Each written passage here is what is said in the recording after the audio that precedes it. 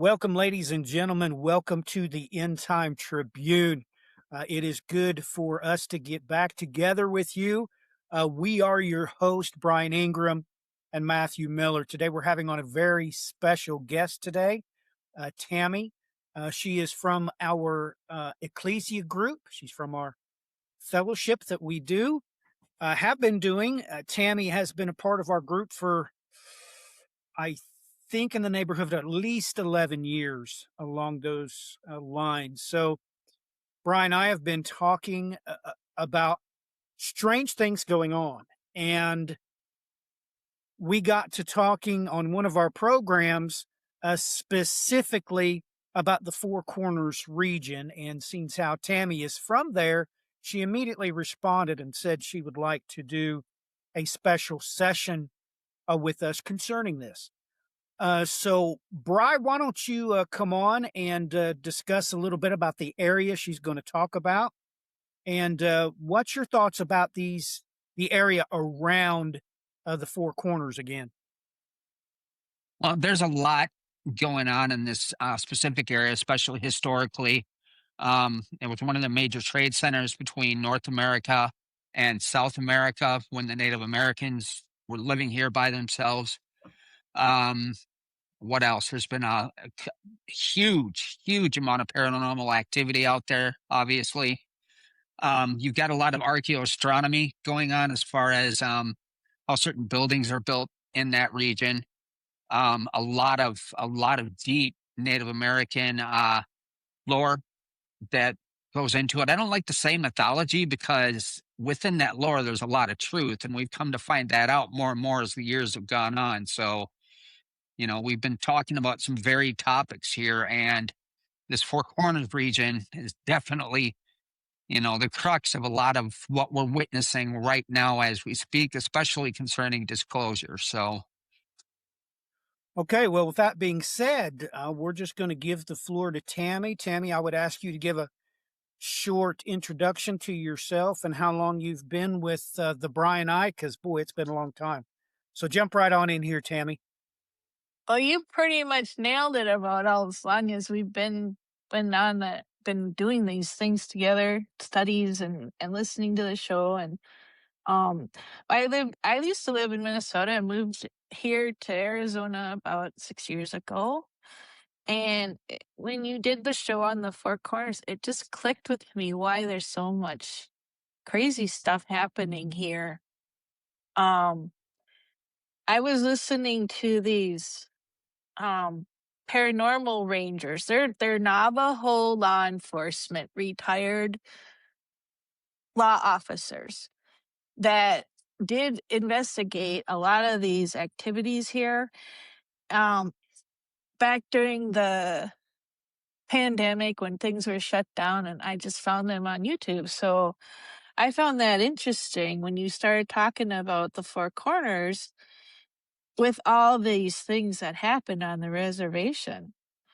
So there's that, and then I like the history things of the area because I've been to some of these locations like Mesa Verde and Bandelier and the Grand Canyon. Obviously, I've been there. Driven through these areas, so it's always fascinated me. And I learned about the Hopi. I heard about the Hopi before with their mesas, your first, second, and third mesa, how it lines up with the Orion's belt. And Jenny sent me these star maps that confirm these locations are actually, lining up with the constellations. So it makes sense, everything you said. Well, just let me know which star map you want me to share, because right now I'm sharing my screen. So I've got figure 1, 3, 10, and 16. So Okay. Yeah. So you can see from that constellation Orion there how it perfectly lines up with Orion. And then those like Beetlejuice is on one of the ruins, and Walnut Canyon there is another ruin. So they built their cities on purpose to line up with the constellation Orion. And then it extends into the Grand Canyon, and that a butte where that's named Osiris Temple, and it corresponds to the Pi3 Orionis. And the Hopi, the place of emergence. So that's on the Colorado River. And that corresponds to one of the stars too. So it's the Hopi cosmology and the Grand Canyon and all these ruins all line up. And I know you've talked about Orion before, so Yes, that was early on in the ministry. I wanted to start edifying everybody with celestial symbology. So yes, Orion is the sign of the strike in the heavens from the Bible. That is what it is. But looking at these figures, it is crazy that obviously, even from how Orion lines up with the winter solstice sunrise, and just all of marking off the cardinal points, is just amazing how it goes right through there. And they literally set this up off because the winter solstice sunrise goes right through Orion's belt. So they were literally setting all of this up intentionally. And what really blows me away is this figure that you've got. It's figure 16 on how the flower of life lines up all across this region. That's enough to blow you away. I just had no idea all the implications of this. So, Brian, what's your thoughts? Did you know of all these correlations? To be honest, no, I did not, but I'm not surprised by it. Like I've said before, there's the amount of archaeoastronomy that's going on in the Americas is literally mind blowing. I mean, just take South America, for instance, but we even know that we've got massive correlations like the Serpent Mound, for instance. I think that's in Ohio off the top of my head. I don't remember exactly where that's at, but that's so loaded with archaeoastronomy correlations with the alignments out there, specific spots hitting with the solstices and the equinoxes. Just on one solitary mound with that serpent mound, you've got a lot of other places doing that same thing. And so I'm not surprised at all. I mean, they held, the as above, so below in high regard within these native tribes. So Well, I've got a lot I want to share here now because take note, ladies and gentlemen. Let me switch over to figure 3. You're going to have to look at it upside down because for some reason, the constellation Orion to our north and south is perfectly upside down. And this is literally beyond contestation. So literally what they were saying in doing it this way, they realized there were 2 dimensions. They realized there was a spiritual dimension, that's called heaven, and a material dimension, that's called earth. And this isn't just a little bit. Look at this map, ladies and gentlemen. This map, overlaid here north to south with the Four Corners area, is painfully exactly the sign of the strike inverted on the ground. What's your thoughts on that, Brian? Look at it. It's enough to blow you away. It is perfectly lined up. I don't know what to think, I guess. And it just, when we think along the lines of how things are isochronal, and we know for beyond any shadow of a doubt that when you look at the Younger Dryas event, which is the comet strikes and comet or meteorite strikes, that's all up for debate as to what it was exactly. But nonetheless, that's a lot of people have correlated that with the flood, myself included. And it just makes you wonder, with all of the meteorite events that we know happened in this region, if we had the same thing happen there. Right. You know, it's enough to blow you away. Just take another look at this image, ladies and gentlemen. No one understand. The sign of the strike comes from Micah chapter 5, verse 1. Now gather yourself in troops, O daughter of troops. He has laid siege against us. They will strike the judge of Israel with a rod on the cheek. We know beyond any contestation that the judge of Israel, of course, is the Lord Jesus Christ, and he is the Lion of the tribe of Judah. Look up the iconography for the constellation Orion. You will take note that in one hand is a club, and in the other hand, what you see is that small arch there. That is depicted in all astronomy almanacs as a lion's cub. That's always what it's been. That's what the mythology states. So it's incredible when you realize that. So Brian and I have rambled on quite some time. Tammy, back to you. So I did some research listening to these rangers that go around and do their talks, and their names are John Dover and Stan Milford, and they were Navajo enforcement for many years and both retired from the Rangers. And it's the Rangers that would go out and investigate this activity, not the police. But they told these stories of things that happened in this area, like the night before the Phoenix Lights. Everybody knows the Phoenix Lights, that the big UFO that flew over Phoenix. The very day before, the lights showed up in Loop, Arizona, where one of them lives, and followed each other around town and changed color for like 30 to 40 minutes. Well, the people sat outside in their lawn chairs and watched these lights. And the ranger reported it to the Coconino County Sheriff and thought they'd have all these investigators come out and investigate it. But because it happened the day before the Phoenix Lights, everybody was investigating that instead. And there's other things, like they have Bigfoot.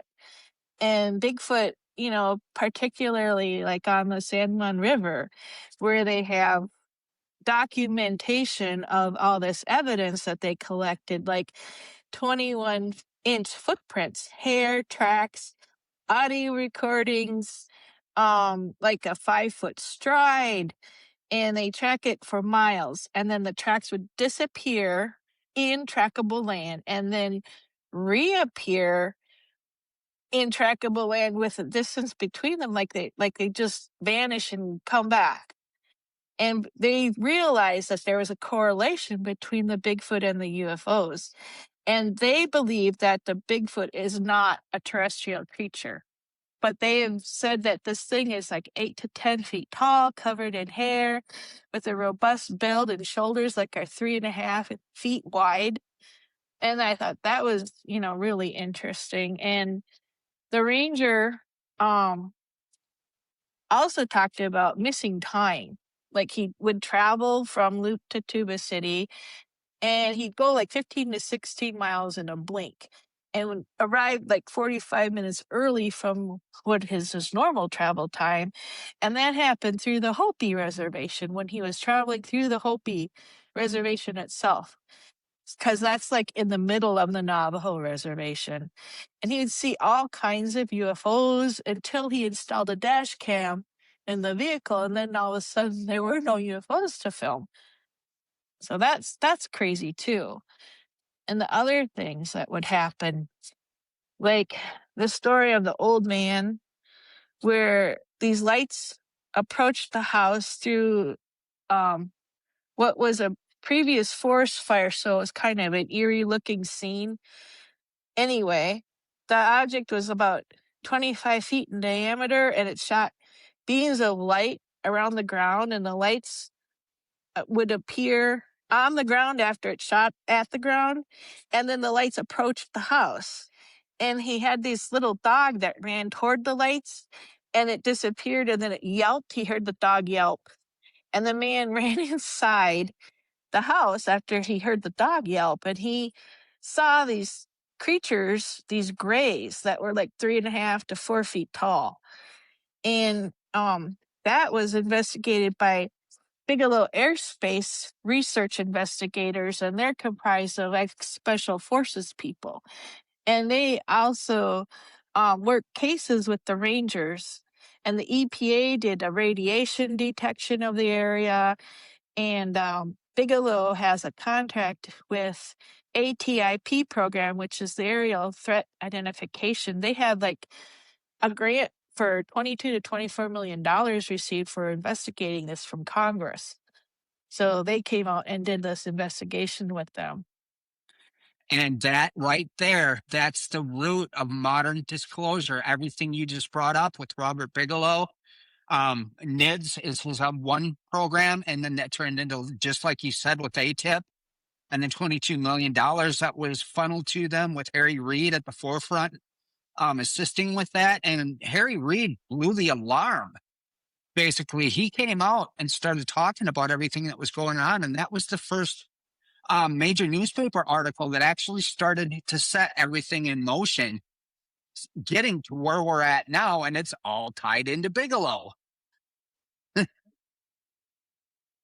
That's disturbing that we have this tie with this gentleman. So let me get some clarification. So you're saying that the Hopi reservation is in the middle of another reservation? Is that what you meant?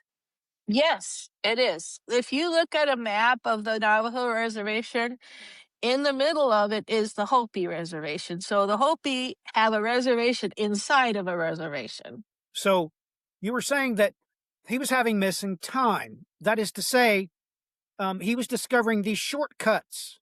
I mean, that's really what my personal experience it is, and I have eyewitnesses to this simple fact that. And let me explain. I've talked about this very rarely.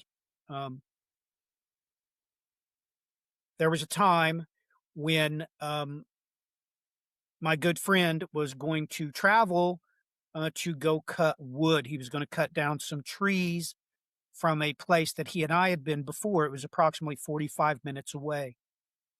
He calls me on his cell phone as he's leaving. Okay, I'll call you when I get there. 4 minutes later, he calls me back. He said, I'm there. I'm already at Mike's house. I was like, what are you talking about? What are you talking about, Brad? You can't be. He said, I'm in front of Mike's house and I've stopped and I'm in a state of shock. I'm looking around. I'm already there. So I've got experience with this before. And as crazy as that sounds, it is true. So literally there's these shortcuts. And for some reason, it sounds like that this gentleman he would enter the Hopi reservation and then he would experience missing time. And all of a sudden he's way far away on the other side. It's like he never got to sightsee on the Hopi reservation. He was transported through it for some reason. So that really is crazy. That stuff happening, that very few people tie this together, that they want to say that, hey, I've got missing time. But there's also instances where, no, time is missing, wherein, hey, I just crossed 45 miles in 3 minutes. So what's your thoughts about that, Tammy? Is it, and I don't know, maybe I should get Brian's take on it first. Brian, what's your take? Because we do have instances of this missing time where people don't know where the time went. And then we have other instances where, hey, bam, all of a sudden I'm 45 miles away and I don't know how I got there. So I believe it's both. What's your thoughts, Bri? I've experienced the latter of what you explained, where suddenly you go from one spot and it should have taken you a certain set amount of time to go from that place to another, but you get there in like 3 minutes. There's a spot in Madison where this happens, actually, in Madison, Wisconsin, And a guy I used to know way back, he was the one that alerted me to it and said, "Watch this." And he pointed it out, showed the time. Sure enough, boom, next thing we know, we're sitting in a spot that should have taken us at least 25, 35, 45, depending on traffic. You're in rush hour traffic at that point. So we shouldn't have been able to go from that spot to that spot that fast, but we did. So I've experienced that. As far as missing time, I don't know that I've ever experienced that, which is kind of crazy with all the paranormal encounters I've had in my life, but I don't think I've ever had missing time. I've had time go backwards. Let's talk about that for a moment. No, let's not, because I can't explain that one. I kept Right. getting woke up one night over and over and over again, um, with an event where every single time I'd wake up, the clock was going backwards.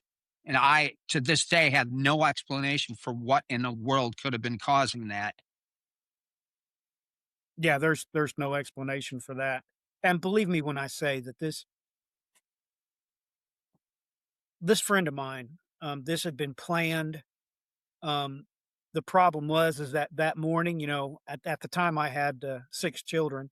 I had young children at the time, and I was supposed to go with him to help him cut down these trees. And inadvertently, of course, something come up with the children, and I couldn't do that. So he called me first. No, I can't make it. So I was pretty alarmed when 3, 4 minutes later he calls me back. Like, yeah, what's up? He's like, I'm there. I'm at Mike's house. You can't be at Mike's house. You have to get on the interstate. You have to drive for 40 minutes. You can't be at Mike's house. He said, I'm there. He said, I've done pulled over. He turned the truck off. He was that scared. He turned the truck off and he said, I've pulled off the side of the road. I'm at Mike's house. And I'm like, Brad, you can't be. And believe me, this was not at night. This is early morning. And he said he never noticed it. You see, the road out front of Mike's house basically looks like any one lane, road. And a country road, because outside of his subdivision, it was out in the boondocks and it was just a normal, cornfields on both sides, a normal Indiana road. Well, it's the same road that Mike lives on, just 45 miles away. And he said, I didn't notice it switch, but I'm driving down the road, look over. He said he looked over and he's driving by Mike's house. Like, I can't be here. He just left his house. So it sounds like that on multiple occasions, that's what was happened to these researchers. So, Tammy, can you clarify what was this YouTube channel that you found? What is it called? Well, they call themselves the Paranormal Rangers, and this was just a talk that they did. They have a whole lot of videos out there on these two because they go around and they give presentations about these experiences that they had. And they're both retired now from law enforcement, so they got a lot of time, and they just go around and they do these talks, and they've appeared on other television shows too. And one of the shows that this one ranger was on was that Skinwalker Ranch that you researched, Brian. And so he was talking about the Skinwalkers in his presentation. That's another thing, a whole other thing to talk about too. There's some amazing stuff that happens with these skinwalkers, and they do not like to talk about skinwalkers because they said when you talk about them that they get attacked psychically, that the Navajos just don't ask them about the skinwalkers because they're afraid of them. So they go through a lot of prayers, the smudging, etc., when they prepare to talk about these things. And they said these attacks that they have, it feels like a knife that's twisting in the back of their head or in their back. Like someone takes a knife and just stabs it into them. So yeah. And they said things like the picture that of supposed skinwalker that's on that show, Skinwalker Ranch, wasn't really a skinwalker, but was of a Yabache dancer. and the Yabeche, they called them holy people that came to the Navajo to impart knowledge, like don't kill, don't steal, etc. So that kind of reminded me of like the Ten Commandments being taught to them. Like maybe angels came and taught them the Ten Commandments. I don't know, but that's my first thought when he described these people. And he So what? said that, hmm? So I just found it. I'm sharing the screen now. So I take it was either Stanley Milford Jr. or Jonathan Redbird Dover that you were listening Yes, to. yes, yes. And they go as two witnesses. Yes, that's another interesting thing. They are two witnesses when they go out and give these talks together. And they did come across all these cases throughout their years of law enforcement. And whenever they give these talks, they talk about their law enforcement career first.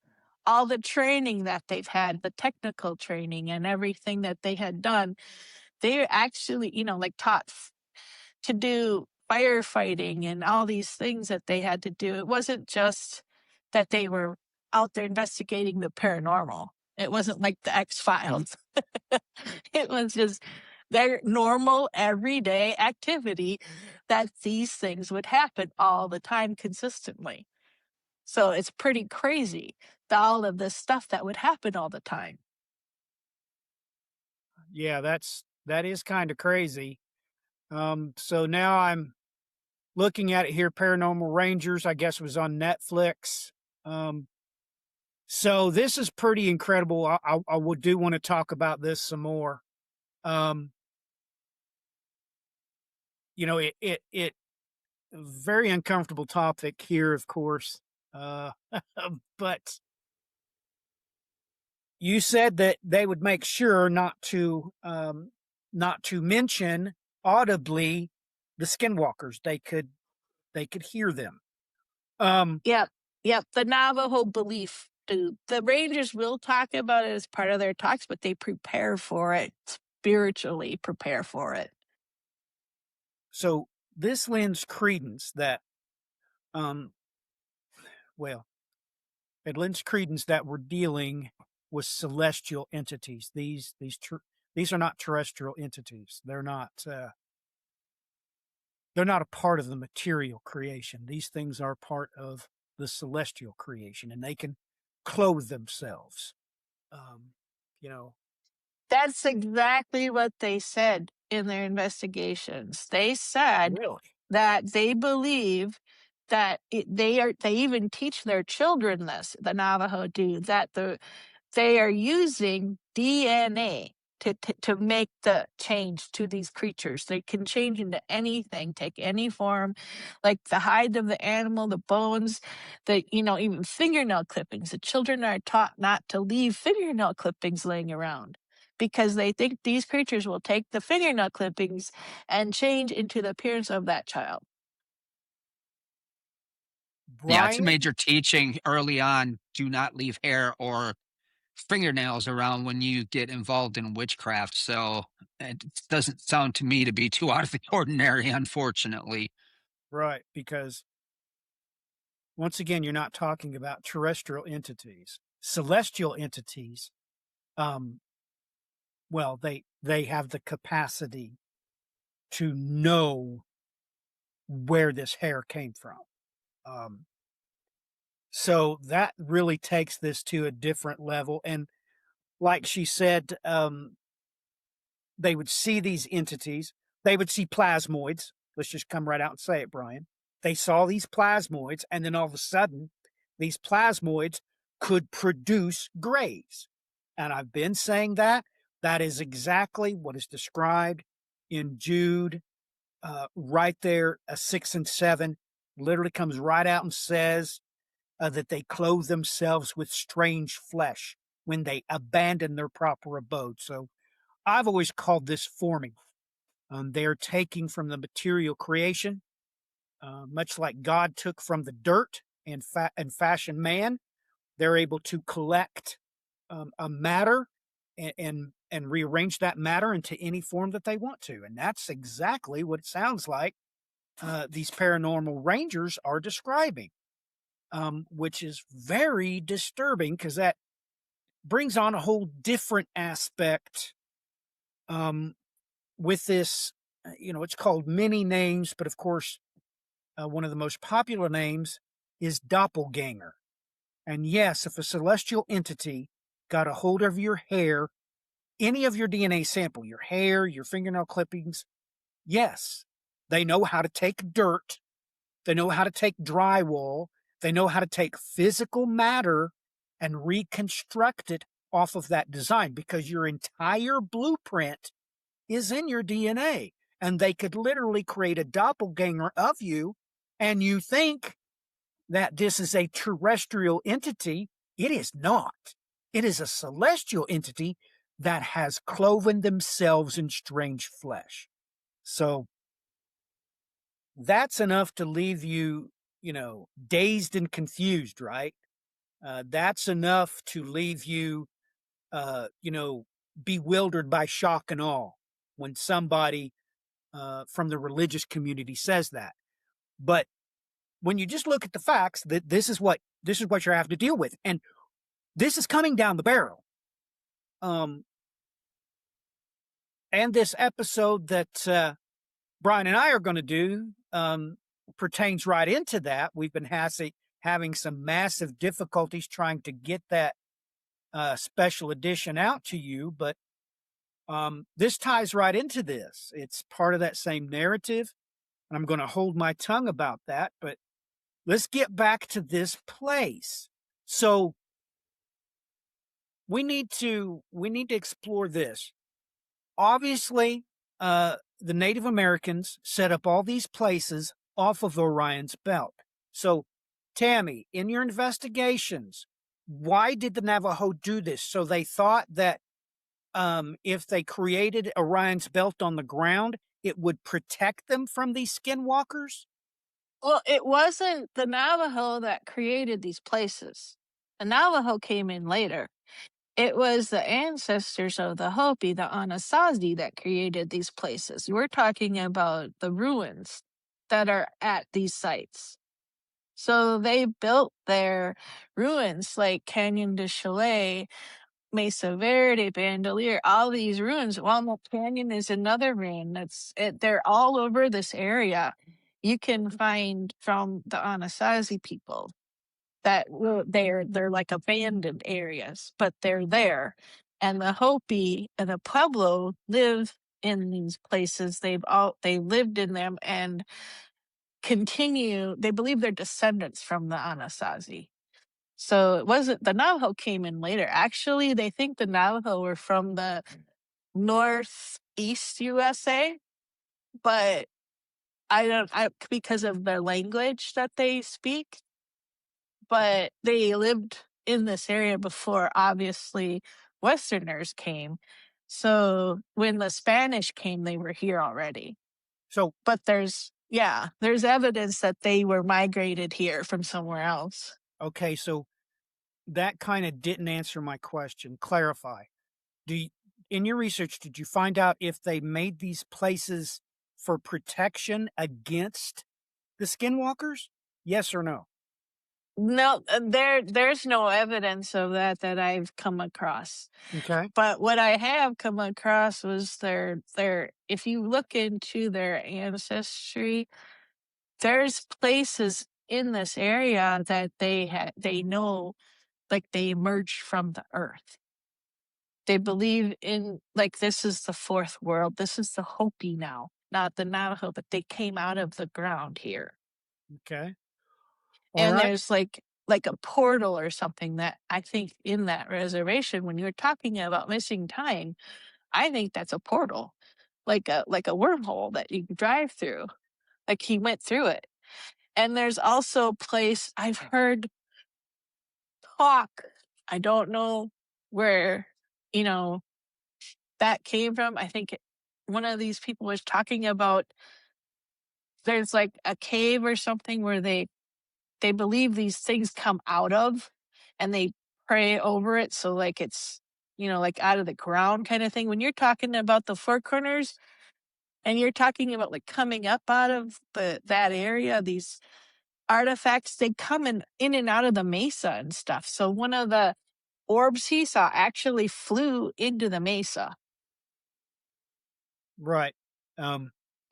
Which would be what they would do once they were collecting material to take on a form, whether they make a tool with it, like a flying saucer, whatever. They would want to fly into denser material so they could take that material and reform it. That's what they're doing. They're reforming it. So Hmm. yes. And And we've even got video of these plasmoids flying into storms and then a UFO flying out. We have video of that. So yeah, Skinwalker Ranch caught a one of these plasmoids flying into the mesa and coming out in another spot. So yeah, I've seen it caught on film as well. so what's your thoughts about that, Brian? She mentions this portal, whatever, and these things come out of it. Um she mentioned that she thinks that's what's happening. People are getting caught up in these portals, and that's where their missing time comes from. So, Brian, do you think this is a how do you want to put that? Is this place a veil that's between heaven and earth? And when I say heaven and earth, people, I mean the two dimensions. So between this, is this a veil between the spiritual and the material? Yes or no? Eh, It's a high probability now. Looking at some of the other descriptions of going back to Skinwalker Ranch, for instance, there was a spot that one of the owners of that property before the Bigelows got a hold of it, where he was able to sit outside of his house, and with a scope, he was able to night vision scope. He was able to watch this tear, this portal, this tear where the sun, you could see the sun and blue sky through this portal, but it would be nighttime where he was at. And he said you could only catch it from that angle where he was standing to watch it, because he said he'd go down the different roads within the ranch and try to see if he could see into it from any of those different angles. He couldn't. So there's a lot of symbology that goes hand in hand with these portals. Now, people have seen the infamous winding out spiral, Yeah. where it starts small and then it gets bigger. That means portal. If you see serpent iconography in places in the four corners, that means portal.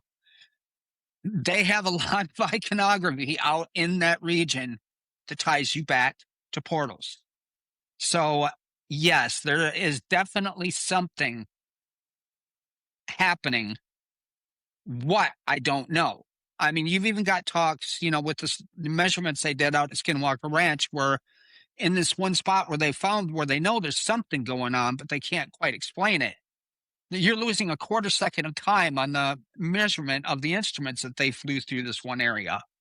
Okay, losing a quarter of a second of time. That's insane. Yes, that's insane. So I'm going to cross the Rubicon here, ladies and gentlemen. I'm going to ask the question that needs to be asked. This is the question.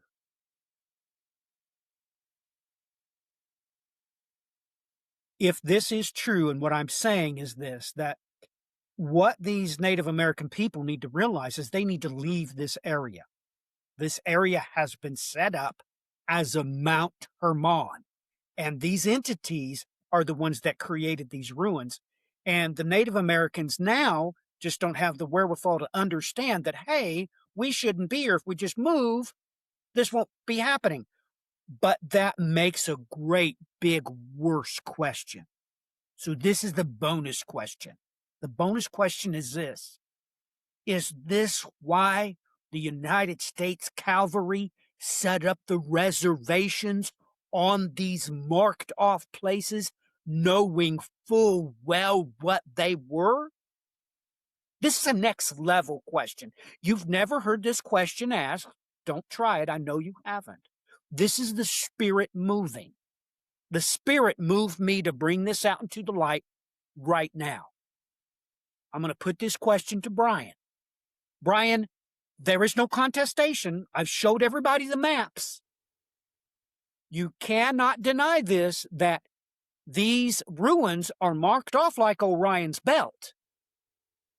Is it possible that this is why the United States government made this place the forced place that the Native Americans had their reservations? Your thoughts?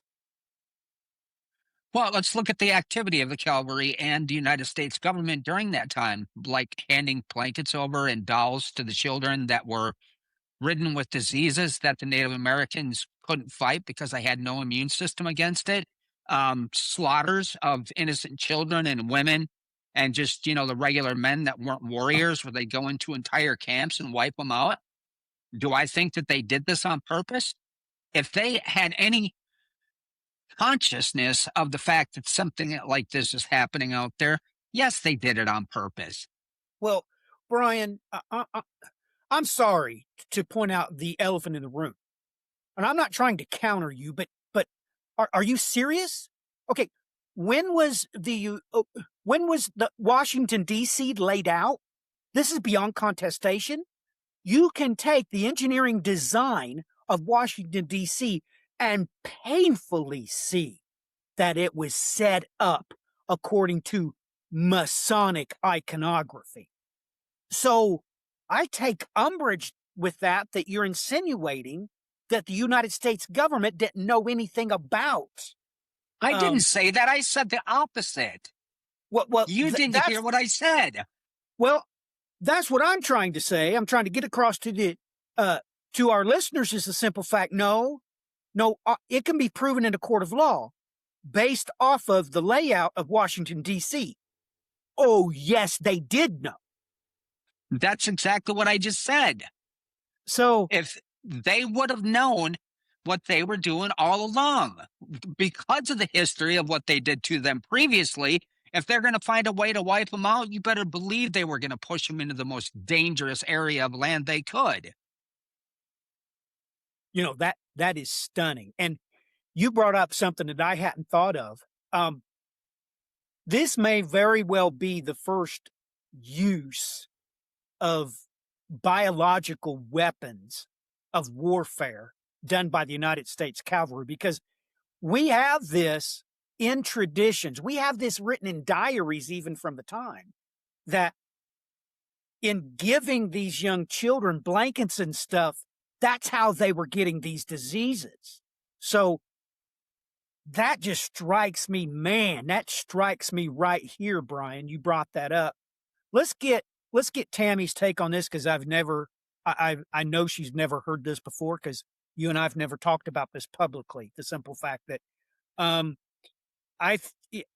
mean, you could probably argue in a court of law that this was a death trap. They knew it was a death trap, and that's why they set their reservation up there, because the United States Cavalry, under the direction of Lewis and Clark, already knew this was a death trap. This had been set up by these entities as the new Mount Hermon for the descent into Mystery Babylon.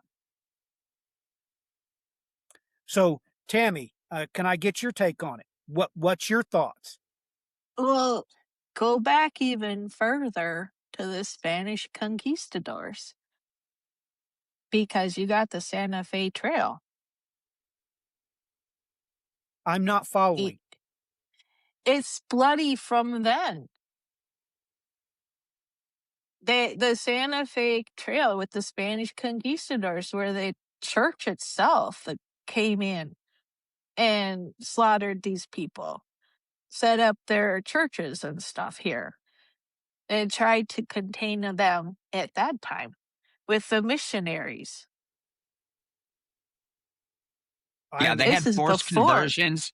This is before the government of the United States. It happened before, with the first Europeans that came here. And also, the other things that are here, like Las Lunas. Remember when Ben and Jose went and saw the Deca rock? Remember that? And then there's modern stuff here that happens. We've got Epstein Ranch. We've got the Charlie Kirk Turning Point USA here. We have the Mormons here.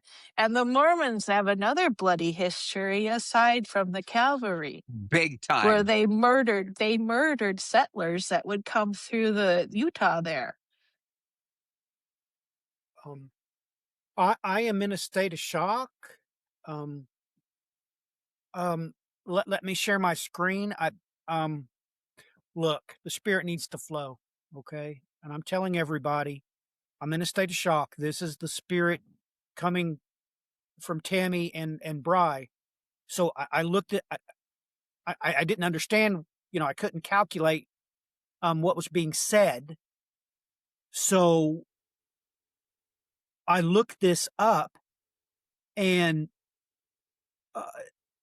just see for yourself, ladies and gentlemen. I had no idea that the old Spanish trail that the conquistadors used to butcher and murder, uh, it, it's right here. Here you have the overlay of the Four Corners area starting there in Santa Fe. Oh my goodness. So you're saying that, I'm in a state of shock. What you're saying is that the Spanish conquistadors was under the influences of these entities first, before, you know, they switched over to the United States Cavalry. Uh, I don't even know. Brian, did you see that coming? No, well, this is a section of history that enrages me personally. I get really upset about it because I just can't understand how anybody would do the things that they did to the Native Americans throughout history, ever since the white men set foot on these shores. So I get pretty heated when I talk about this stuff. Well, I personally didn't ever put two and two together. I've never studied the conquistadors in the Americas. I always studied it down, the Aztecs and all of that. I didn't see this coming. Yeah, I mean, they made their way in through even Florida up the Mississippi River. There's a lot more history that ties into it. I'm not 100% all up to speed on it, but I know that they came in by Florida, then moved over to the Mississippi River and went straight up that way. And you have multiple tribes that were up in the Midwest there, with the Mississippian groupings of Native Americans, and a lot of them were actually pushed all the way down into the Four Corners region from out of the Midwest. So you had a lot of tribes that were all being intermingled together. I mean, you're talking so many tribes, it was ridiculous. And they kept taking more of their land, more of their land. They'd give them some land and say, no, we want it back. You guys go over here in this corner. They'd take more of their land and keep doing it. So that begs the question. So they would take some land and then they would figure out, hey, we got paranormal activity here. We'll give it back to them. It makes you wonder if that's what was going on. So, Tammy, I'm sorry I broke in there, but you just took me by complete surprise. And when you bring up the map of the old Spanish Trail, I had no idea. I just had no idea that went right through the Four Corners area. So now it stands to reason that the conquistadors went through there. They, of course, shared that information with the missionaries. The missionaries took that across the borders into the American Christians. You understand? So it just stands to reason that that is the very reason why, unbeknownst to the American people, that's why the reservation is there. Your thoughts, Tammy? Is that possible? Is that probable? It certainly is probable. I mean, what better way to contain it than to keep them there? It's like, you have a nation within a nation there. And another nation. So you've got the United States, and then you've got the Navajo Nation, and then you've got the Hopi Nation. So you've got like a double barrier wall out, to contain this thing, because the Hopi sit on top of it. In the middle of it are the three mesas. That's Orion's belt. Well, think about this too. How much food is able to be grown in that area? How many cattle are able to be, brought through that region? It's all dry wasteland. You know, this really got my attention. The spirit moved just now when Tammy was describing that. And what she's describing is a scapegoat. The American government got a scapegoat. They got the Native American people, concentrated them around these paranormal areas so that the American people would not be harassed by these entities, literally creating a national scapegoat. I mean, I've never heard that before. How can I be hearing this for the first time on my own program? But that's what I just heard. I mean, is that possible, Brian, that these God haters, now, ladies and gentlemen, you have to understand, the people that set up the United States government are the enemies of God's. They're Masons. You can prove they were Masons off the layout of Washington, D.C. And if that being the case, did they literally create a national scapegoat with the Native American people?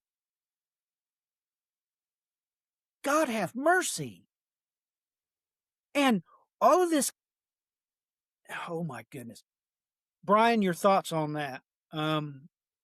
This is just beyond the pale. Is it possible that the poor Native American people are the United States scapegoats? Is that possible?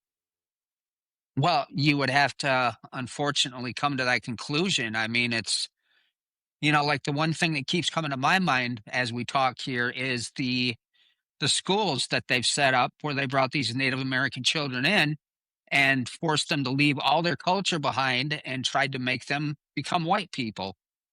And, it was forced with usually the Catholics were the big ones that were involved. There's actually been hearings about this that have come up in the last couple of years where they started I can't remember exactly what happened, but I think it was Trump on top of it was trying to cover this up because of course he covers up anything that doesn't paint the American white people in a good light. Look at all of his you know, activities he's taken with slavery, for instance. He's wiped that out of the Smithsonian and various places. That never happened according to him. So of course the Native Americans have also been brought into the limelight with it all. Man, that is crazy to contemplate. Tammy, what's your thoughts along these lines? Wow, it makes me want to cry, honestly. And I think about today with missing children, missing women, and how there's a lot of Native American women and children that go missing and they're never found. They Yeah. don't investigate it. They don't care. Yeah, that's one that nobody talks about. There's a it's a spin-off show from Yellowstone called Marshals. It's the only guy I liked in the show Yellowstone, but he's the main character in there, and they had to chase down a bunch of women that were taken from the reservation, like 12 or so, and just this one lot they were taking them and trafficking them. And, so I'm glad that, a show like that is bringing this to light, that this is actually happening. And people unfortunately think it's fiction when it's not. Well, here's your diagram right here. The Washington D.C. street plan. It's right here in your face. This is literally common knowledge at this point. You have the Pentagon, Washington Monument, U.S. Capitol. It is beyond contestation. This is a pentagram. It's just beyond contestation. And if you overlay it too, you realize that the other symbology can, of course, we can get to Bubo, the owl. The End Time Tribune has done massive celestial symbology episodes on Bubo, the owl, down here. Of course, the Masonic symbol is also overlaid with these things. The pentagram and the cross is all here. These patterns are proof of intention. And if that being the case, ladies and gentlemen, you lay this over with what was found there in these Four Corners regions, it is enough to rattle your cage. It's literally enough to rattle my cage. And Well, don't forget that the owl, in the Hebrew is a lilith. It's a demonic spirit in Sumerian, but at the same time, it's synonymous with UFO encounters. You hear that owl going at night. Look, I've heard one last year. Immediately went outside, started to look around. About 5 minutes later, I found two objects in the sky, which I caught on my phone on video camera. And then I was able to get the stills.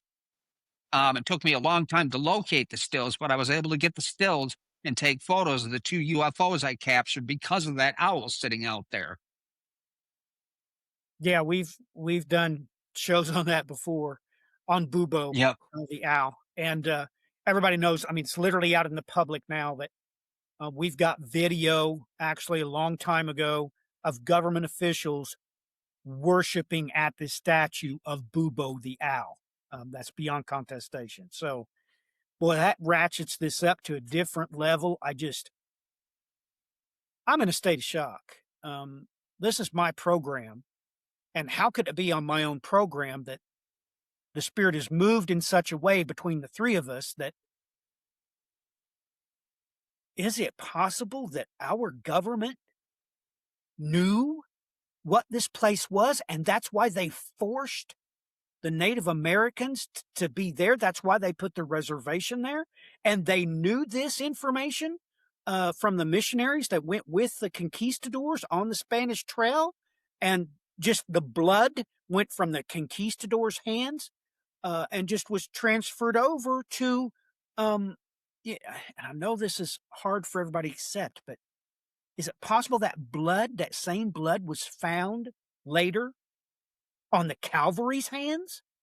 That is just beyond the pale. It's just blowing my mind.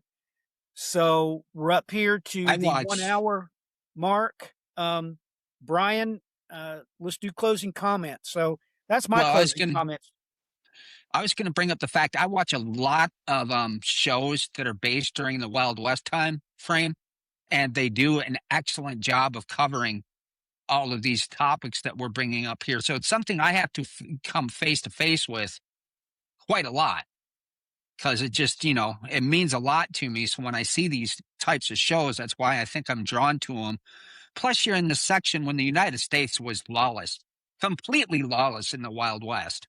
I mean, it was utter insanity, the things that were happening back then. So it makes you think, and it makes you think on a really deep level because you were dealing with how they were treating the Native Americans, what was going on with slavery, some depending on when they are, at what point they are in history. It's either before the Civil War or after the Civil War, and you see the repercussions of both on both ends of things that are happening within that. And you become to realize that, the way people act now as opposed to how they were acting then, there's a lot of differences. But at the same time, how much has changed? Because you still come into these pockets where you see people are just, there's a lot of racist stuff that's still going on, even if it's kind of hidden away a lot more than it used to be. Yes. The only people that are immune to that is, of course, those of us who have been born again. We're the only ones immune from these emotions that quite simply, those of us that have been born again, we don't understand greed. I mean, and we don't understand prejudice either, or racism. I mean, a good example. When I was stationed in Korea, ladies and gentlemen, on the DMZ, I mean, I've got to come out and say it because this is the truth. There was a squad within our platoon that was all black, and whenever they did competitions, they would lose the competitions. So due to well, due to curious circumstances, I was put into that squad, and they didn't understand me because I didn't treat them any different, and I didn't act like I was mad. I shared the Bible with them. As a matter of fact, I realized later that they put me there because they were Christians, and literally all they listened to was Martin Luther King Jr. sermons. They had them on their cassette tapes, and they had these headphones, and they would pass them around to each other. I'm like, what are you guys doing? Every one of these cassette tapes say, Martin Luther King Jr. sermons. So they had all of his sermons. They were like on 4 or 5 different tapes, and they would pass them around, and each of them had headphones. The little what did they used to be called? I can't even remember. But the little cassette players, and they were all Christians, and they didn't understand how, Matthew, you don't treat us any different. You sleep. You don't ever complain that you're here. You don't act like you're mad. Well, of course I'm not mad because, ladies and gentlemen, I'd already been born again. I don't understand that emotion of prejudice. I don't get it. So anyway, I've said all that to say this. The other day, ladies and gentlemen, I had an experience, and as far as I'm concerned, from this point forward, I'm going to prepare the way for God's people. So you must be born again.